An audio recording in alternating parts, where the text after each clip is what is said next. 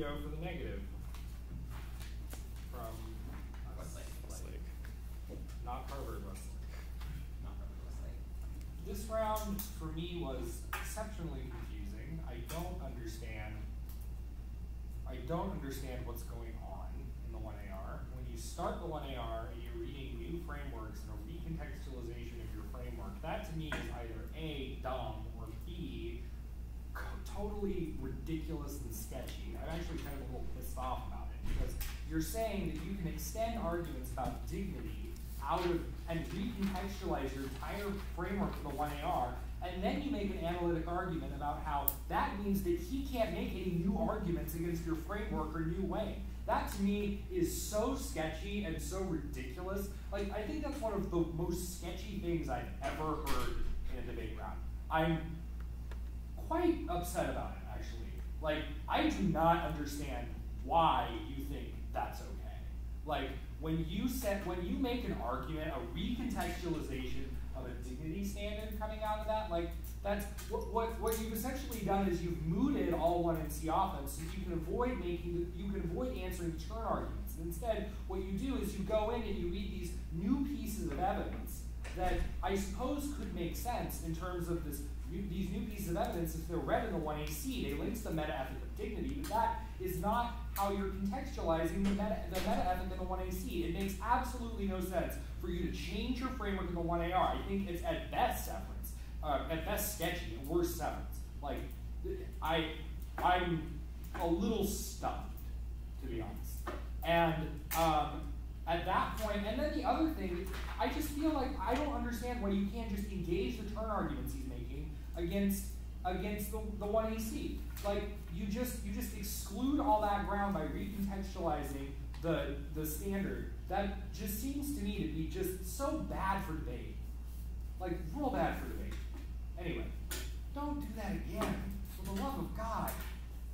Okay, so then your permutation of the counterplan is not great. I think it's actually true.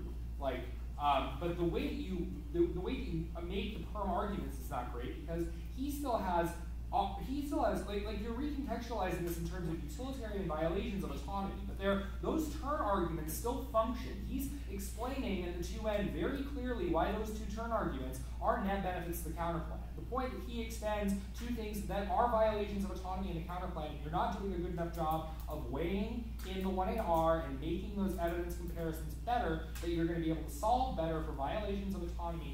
There's no interaction between that and the turns. I give him 100% strength of link on those two turn arguments, and then the counterplan can't function because it competes with net benefits. It doesn't matter if it's a topical counterplan or not.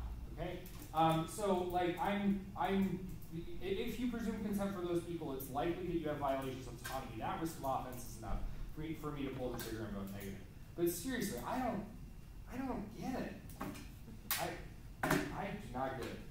Sorry if I really don't mean to be an asshole. I'm just so confused why that would happen at this level of debate.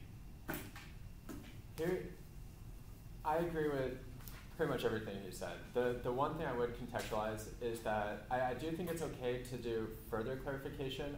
I think the big difference here is that it seems like there's such a dramatic shift with the framework arguments that you're making compared to how it was set up originally and the contention level arguments that you're going for, that type of thing. So I think it's the divergence, right? Like how far you're going away from that. Does that make sense? Like it's okay to recontextualize some things or like to give further explanations of stuff, but I think this is just a dramatic shift that it works against you, right? It's like a weird step trigger. That's what it is. It's just like, oh, you're right, my moral theory is inaccurate. All right, peace. But he doesn't even make defensive arguments on your framework, so there's no reason that it would be a trigger in the first place. The other problem that I have too is, in terms of the perm stuff, the other thing, you might be true on that, like you might be right on that. The other problem I have with it though, besides what you were saying in terms of accepting it, is that at the point you go through and, which one was it? I think it was, is it Spittle? Yeah, so that was one of the arguments he was talking about in terms of like comparatives. between like different systems, right? So yours is between presumed consent and this. He's doing more analysis talking about specifically between presumed consent and mandated choice. So your analysis is between the status quo, but his is specific to the comparison of the new debate, right? So he's saying that he gets more than your system, okay? So while you still can try to do that, a lot of that is also based on the perceptual analysis that people have within that, and you're not answering that at all, right? So at that point, he gets 100% strength there. I think that's easily answered, but at the same time, you're not answering that, so that's another reason for the perm not to matter. Does that make sense? Because it's based on perception, people wouldn't do this, they wouldn't like it.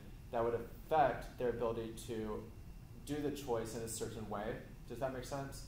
And therefore, by having the presumed consent mixed with the mandated choice, then you actually have less organs or less people willing to do that, rather than just mandated choice by itself. Does that make sense? So I think that's the other thing that hurts. But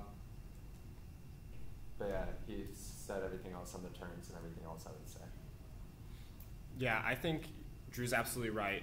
If it competes through net benefits, then I vote on the counterplan. So the only question is whether or not the turns link. I don't think you're doing, since you don't answer them at all, I'm going to grant Drew basically everything. And he's, even if, and he has this argument at the bottom, it's like systematic exclusion is probably bad under utilitarian standard. That seems to link, he's doing the work, and even if autonomy doesn't matter in your new, completely unfair recontextualization of the framework, I still think that that is a utilitarian harm, net benefits, so I vote on the counterplan. Yeah.